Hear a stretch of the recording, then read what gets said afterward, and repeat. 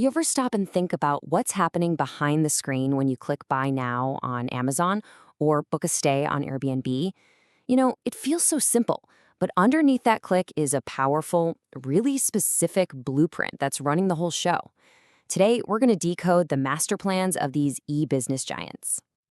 So, what really is the difference here? I mean, they all operate online, they all connect buyers and sellers, but their core DNA, the way they're built, it's worlds apart. And understanding these different models, well, that's the key to understanding the entire digital economy. Here's our game plan. First, we're going to get the basic terms down. Then, we'll do a deep dive into the playbooks for Amazon, Alibaba, and Airbnb. After that, we'll put them side by side for a really clear comparison. And then we'll wrap up by looking at where all of this is headed. All right, first things first. Before we can really get into the blueprints of these companies, we gotta be on the same page with the language. This stuff goes way deeper than just online shopping. We're talking about the entire engine that makes a digital business run. Okay, so let's start with e-business. Think of this as the whole universe. It's not just the online storefront you and I see. It's everything in the back, the inventory, the customer support, managing the supply chain. It is the entire nervous system of the company, and it's all running on technology. This breakdown here is perfect. Think of it like an iceberg.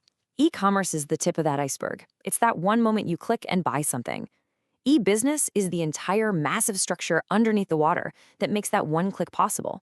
So yeah, e-commerce is a huge deal, but it's just one part of a much, much bigger picture.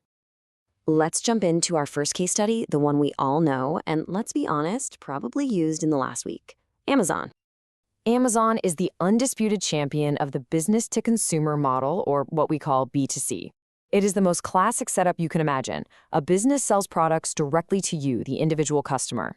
They have built an absolute empire on perfecting that straight line to our front doors. The real magic of the B2C model is how it just cuts out the middlemen. Instead of a product going from a factory to some wholesaler, then to a store, companies like Amazon can reach a global audience directly online. And that lets them offer this insane selection and a personalized experience, all while you're sitting on your couch. So how exactly do they do it? It really boils down to these key ingredients. It all starts with this relentless, almost obsessive focus on the customer. That's backed up by some of the most efficient logistics on the planet for crazy fast delivery.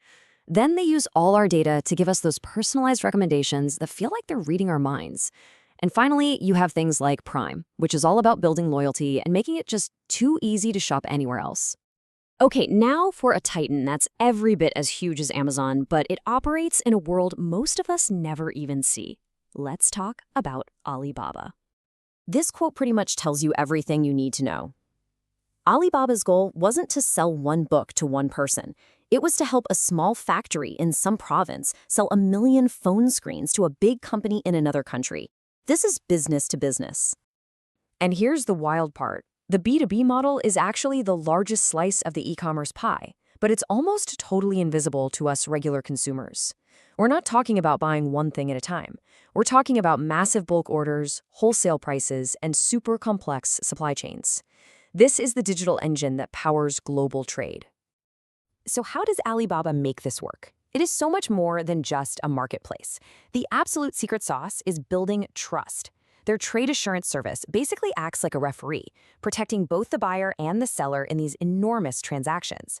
And then they built this whole ecosystem around it, with integrated payments and logistics, creating a seamless platform for businesses anywhere to connect and trade with confidence. All right, let's get to our final model, one that completely turned a traditional industry upside down: Airbnb. This right here is the heart of the sharing economy. Airbnb had this incredible light bulb moment where they realized the most valuable asset in travel, a place to sleep, was just sitting there, empty, in millions of homes. So they built a platform not to sell their rooms, but to let regular people sell access to theirs. And this is what we call the consumer-to-consumer, or C2C model. The company that owns the platform, Airbnb in this case, doesn't actually own the product. They are the matchmaker. They just provide the tools, the trust, and the audience, and they take a cut for connecting two people directly. The C2C blueprint is just brilliant when you think about it. The model is incredibly lightweight. They don't have the insane costs of owning and operating hotels. Their real product, their currency, is trust, and that's built on a really sophisticated system of reviews and ID checks. The result is a platform that empowers literally millions of ordinary people to become entrepreneurs.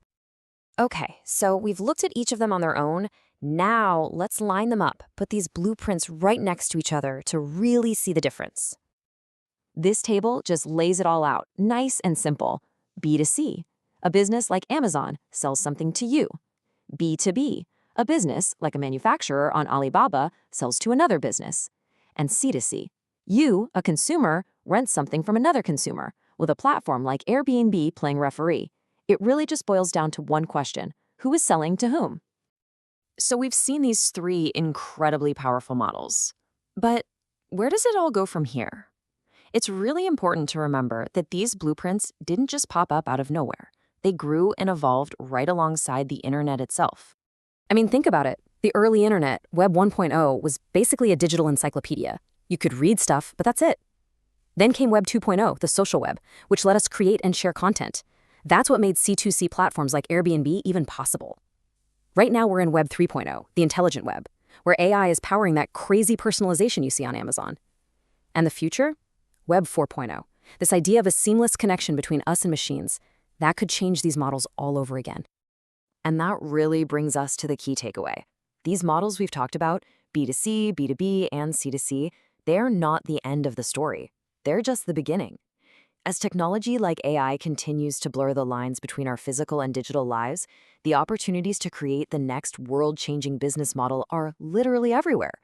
The only question is, what will it look like, and who's going to be the one to build it?